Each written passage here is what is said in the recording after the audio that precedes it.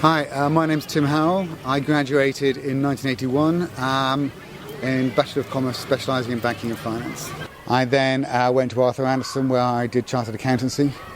It's a good post-graduate qualification. Never really intended to be a Chartered Accountant. Moved from there into the banking world. Predominantly, I was at HSBC, where I ended up as Group Treasurer, and 4 years ago moved to Euroclear, where I'm now the Chief Executive. We do get quite involved. It is important, I think, particularly in the current climate, for the finance world to explain to people who are going to be the future that it's not all the skullduggery which has been outlined on the press and to some extent justified over the last few years.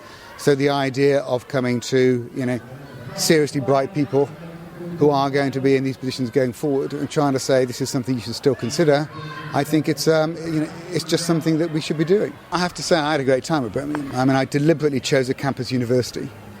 I wanted the idea of diversity where you could sort of leave your lectures and bump into people from a variety of different areas, different topics.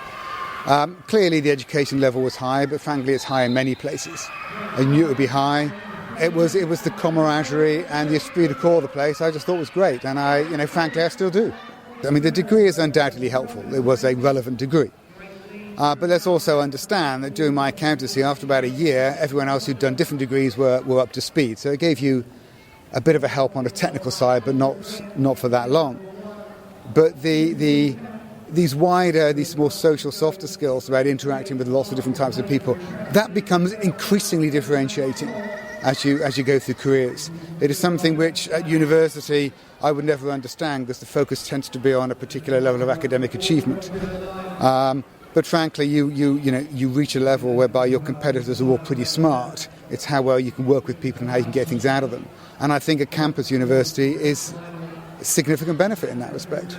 We're at a time now where pure academic achievement is focused on a great deal.